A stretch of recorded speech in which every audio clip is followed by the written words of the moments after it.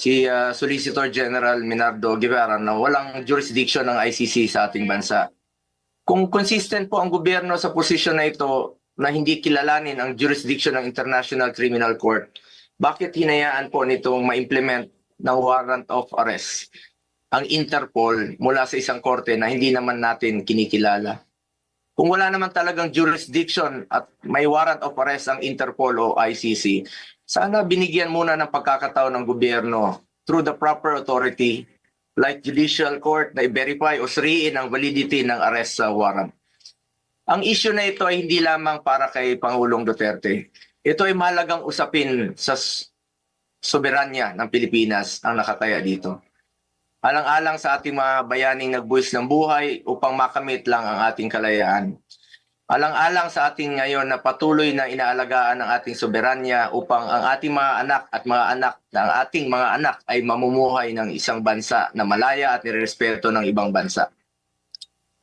Ang bawat Pilipino, mataas o mababa man ang katayuan sa buhay, dapat may gobyernong masasandalan na hindi siya pababayaan.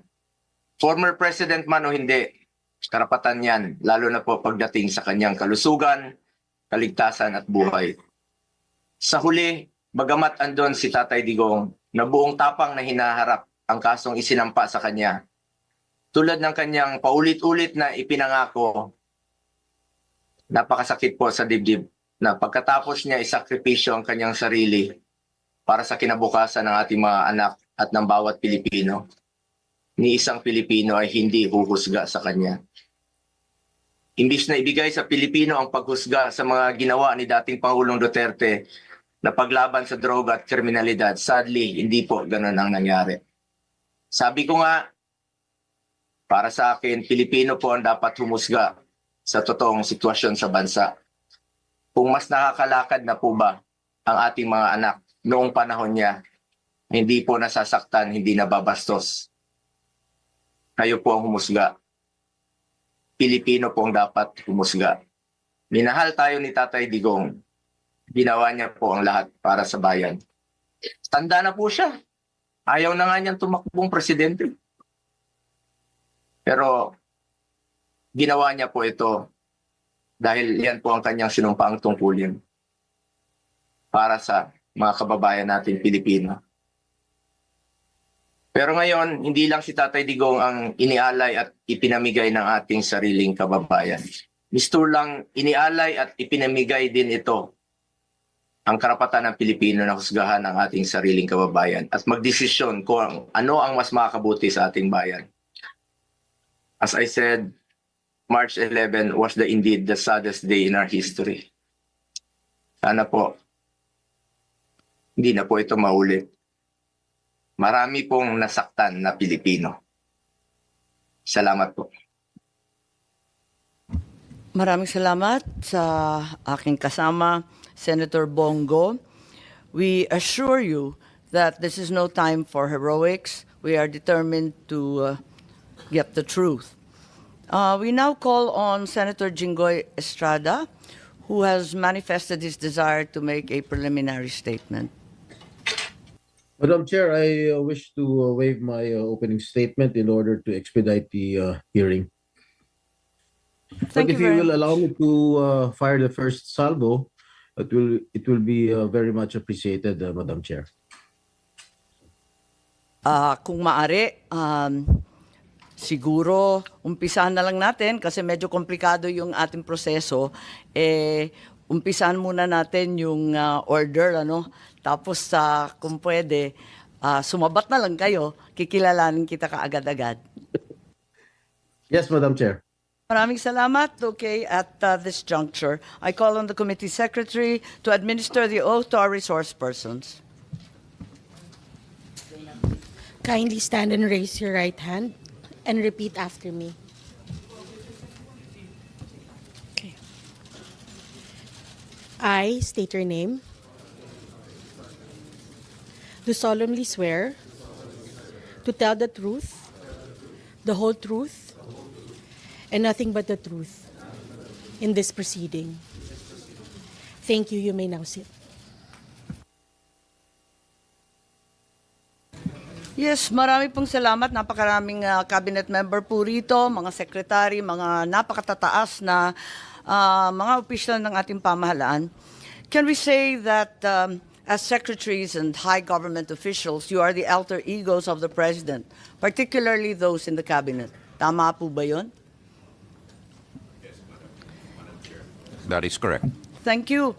And as you are all in the executive branch, can we say you are bound by the words and statements of the president?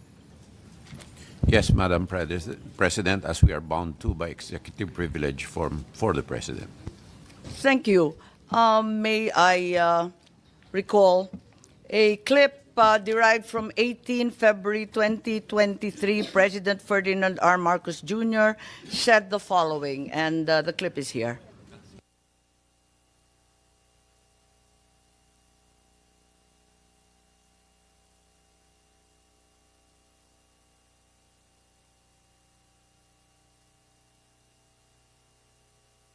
Oo, hindi, at bak.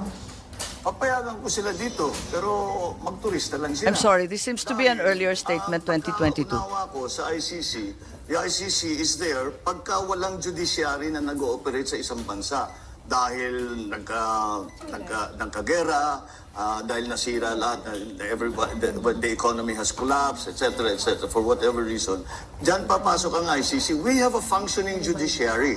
And that's why I do not see the need for a foreigner to come and do the job for us, to do the job for our judicial system. Our judicial system is perfectly capable of doing that. And it also raises a great many questions about jurisdiction and sovereignty. What is their jurisdiction to come here into the Philippines and conduct an investigation? Is that not a violation of our rights as a sovereign nation in the community of nations? Those questions need to be answered before they can be allowed to do any investigation. Senator Bongbong, maraming salamat. Oh my, that went very quickly. Maraming Maraming salamat. Thank you for your time. God bless you. No. You have misread it. We do not cooperate with the ICC. That is the position of this government. Pero sa ni-red notice po ng Interpol, we will be obliged to participate. As Secretary Remulla explained before, we have obligations to Interpol, and we have to live up to those obligations. And therefore, the next step, ganun din po. Okay, let me say this for the 100th time. I do not recognize the jurisdiction of ICC in the Philippines. I consider it as a threat to our sovereignty. Therefore, the Philippine government will not lift a finger to help any investigation that the ICC conducts. However, as ordinary people, they can come and visit the Philippines. Pero hindi kami tutulong sa kanila. In fact, binabantayan namin sila, making sure that hindi sila that they do not come into contact with any agency of government. And if they are contacting agencies of government, na sasabihin yung whatever, policeman, local government, sabihin wag niyong sasagutin. Yun ang sagot natin, that we do not recognize your jurisdiction, therefore we will not assist in any way, shape, or form any of the investigations that the ICC is doing here in the Philippines. Okay, thank you, sir. That's it? All right.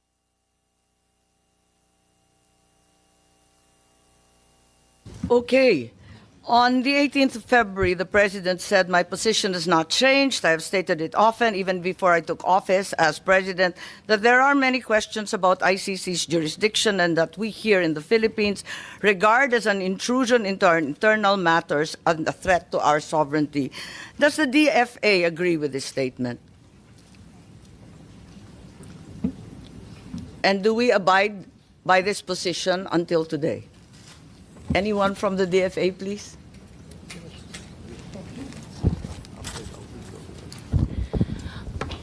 Madam Chair, good morning. Yes, you recognize USEC.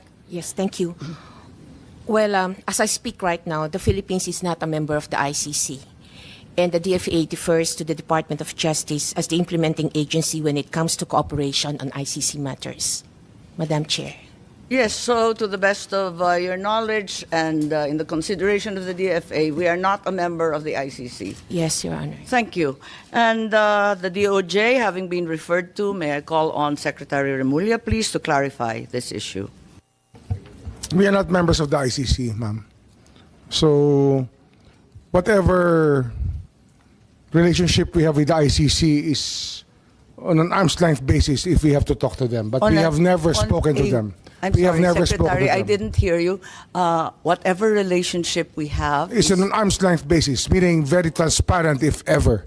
But we have never spoken to them. arm's length. Yes, ma'am. So you have had contact even at No, ma'am. arm's length? We do not have any contact. What we're saying is we are very transparent about what we do, and we have never had any contact with the ICC. So you uphold the statement of the President saying that the ICC has no jurisdiction here in the Philippines. Is that correct? Ma'am, jurisdiction of the ICC is throughout the world. We belong to a community of nations Regardless that of is those tied who are together by a legal system called international humanitarian law. It is something adopted by more than 150 countries in the world. International humanitarian law, which became a law in 2009 or 2010. And that law, that domestic law, is what we adhere to in this case.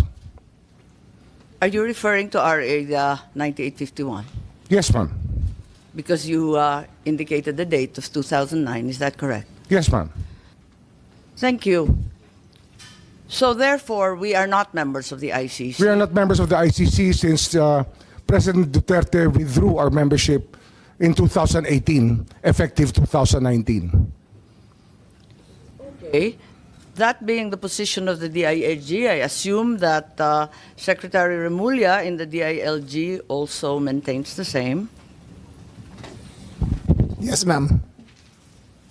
I defer to the wisdom of the Department of Justice. And the PNP, General Marbil, please. Yes, Madam Chair. Thank you. If that is therefore an unqualified yes, and you are in agreement with the President that the ICC has no jurisdiction whatsoever, what was the DOJ referring to as the ICC's jurisdiction in the Philippines being different from us being a member? What is the distinction, please? Ma'am, the ICC tries people for individual crimes, not states. So the Philippines, as a state, cannot be called upon by the ICC to do something for them. But when the ICC is running after individuals who are Filipino citizens, then that obligation becomes another kind of obligation. So that therefore the Senate ratification of the ICC at the time that it was ratified is of no weight. Regardless, you will fall under the jurisdiction of the ICC under Well, for the so-called individuals- international. Yes, madam. humanitarian- that is your belief, DOJ. Yes, madam. When there are Regardless of individuals being a party or being not when being a there are party? individuals being asked by the ICC to explain, it is another matter. As a state is different from an individual. We all know that we have to. I think that is the not the individuals question. being charged by the ICC will have to face the ICC. I'm perplexed. The DFA made it very clear that as we withdrew, we are no longer a state party to the treaty. And now you're saying that we can nevertheless fall under the ICC, under the generic rubric of international humanitarian law. So it doesn't matter whether you sign or do not sign, whether Yes, ma'am. you ratify It or doesn't do not matter, ma'am. ratify. It doesn't makes no matter. difference. That doesn't make any difference anymore. Are you certain? I'm certain. Okay, Attorney Saret, please, from DFA. Is that the position of the DFA? Madam Chair, I concur with my USEC, the current acting SFA, that as far as we are concerned, we're no longer members of the ICC, ma'am. And as non-members, can we possibly fall under the jurisdiction of the ICC under the rubric of international humanitarian law? Is that correct? Yes, ma'am, I think, because we, under the, What's the use of signing or ratifying a treaty if it bears no weight? yes, ma'am, I defer, ma'am, to Secretary Remulla. May on I? this one, ma'am. I think it's your purview, your DFA. Yes, ma'am. But yes, ma'am, technically we are no longer a member of the ICC, but we might be obligated under residual jurisdiction as what the Supreme Court in one case already mentioned, that we still have residual jurisdiction. Thank you, Madam Chair. Yes, Madam Chair, if I may. I'm a little bit perplexed given that you are part of the executive. The president has said, as he said for the 100th time, that we are not under the ICC. Why is the SOJ now saying that we are nevertheless, somehow, in some miraculous way, under the rubric of the international humanitarian law, still under its jurisdiction? Your Honor, it is not the Philippines that is under the jurisdiction. It is the individuals who are charged by the ICC, which is under the jurisdiction. There is a distinction, ma'am. Please explain. As non-members of the ICC, and as a state, the ICC has no jurisdiction over us as a country. But over the individuals who may have committed crimes that violate international humanitarian law, that is a universal value being held by the whole world today. That people cannot cross borders and hide behind boundaries so that they can run away from the law. International humanitarian law is something adopted. The principles are adopted by more than 150 countries throughout the world, Your Honor. Are you of the position, therefore, that international humanitarian law, as you said, is customary law? Is that the consideration? It is already customary law now. As we speak, it has become customary law throughout the world. Are you aware that procedural and admin matters do not form part of customary law? Surely the Secretary is well aware that procedural and administrative matters will still have to comply with the laws of the land. Of course, Madam, this goes without saying. Okay, thank you. Senator Jinggoy, I think you wanted to interject at this juncture. We recognize the Senator. Yes, Madam Chair, thank you very much. The DFA, the DOJ, the DILG, and the BNP has already admitted that we are not members of the Philippines is not a member of the ICC. Therefore, why did we surrender a Filipino citizen before the ICC? Anyone can answer, Madam Chair. We surrendered an individual to the ICC who was a subject of a warrant of arrest. That's what we did. I did not hear you again. Mr. Senator, we surrendered an individual to the ICC. We did not surrender as a country, but he was surrendered due to a warrant of arrest issued by the ICC through the Interpol.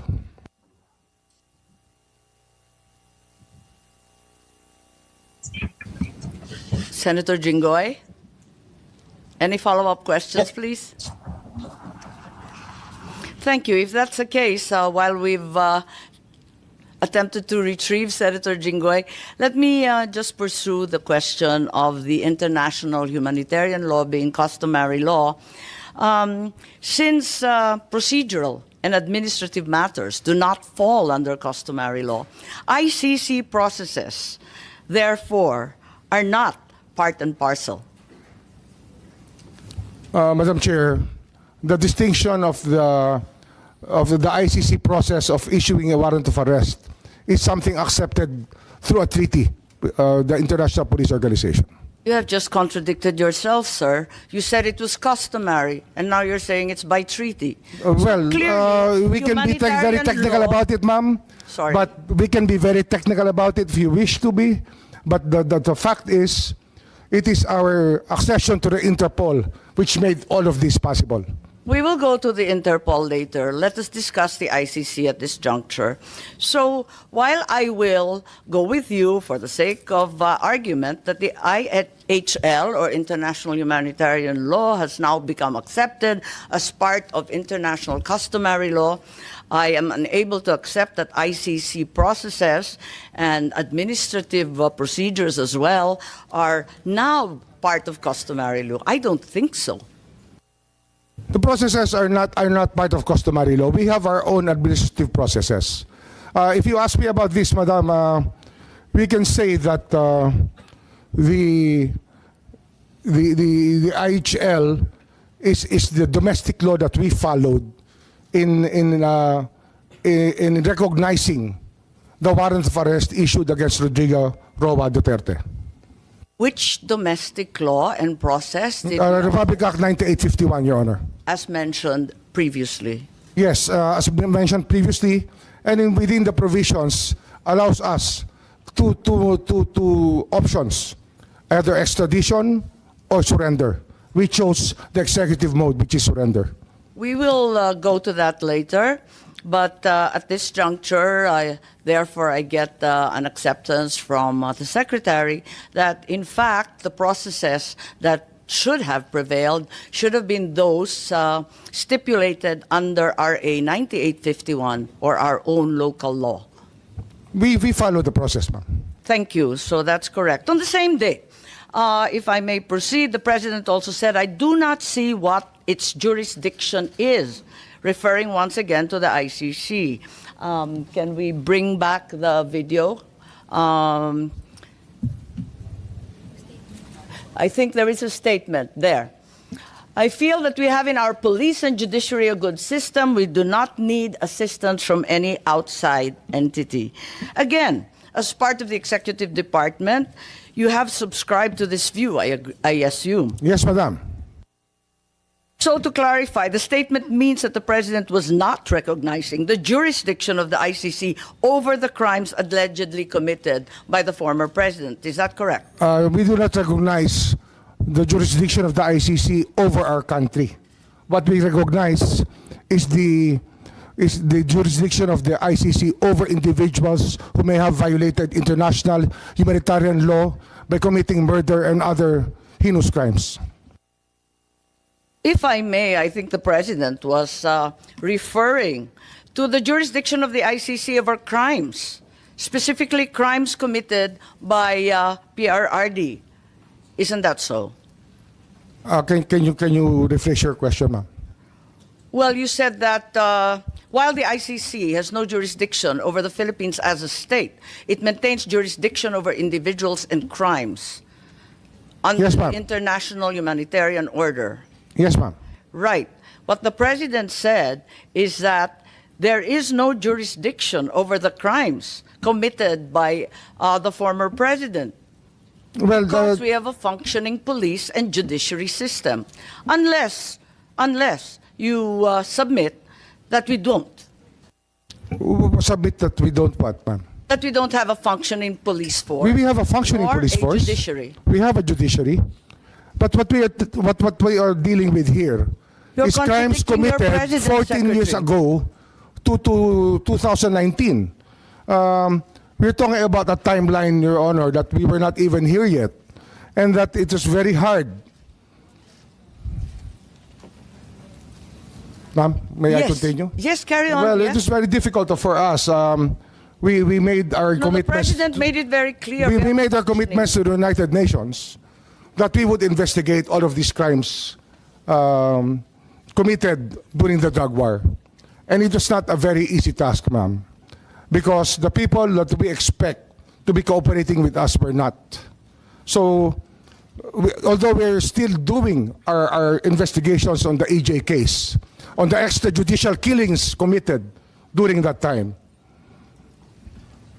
Yes, I'm not reviewing the drug war. This is a Foreign Relations Committee hearing. Yes, ma'am. But in this statement, the President clearly means jurisdiction over individuals. It's very, very clear. There's no area for quibbling. And if you say there's jurisdiction over individuals, I don't believe that you are in agreement with your president. As a matter of fact, the ICC does not try countries after all. They do try Our individuals, views however. evolve during times, at times. And I don't So you know do admit if he that still you- has the same view up to today, because we are talking about a clip which was done 1.5 years ago. Our minds can change, ma'am. We cannot just stay in one rut and say that this is the absolute, because our minds may change, and we are allowed that by the law of man and the law of God.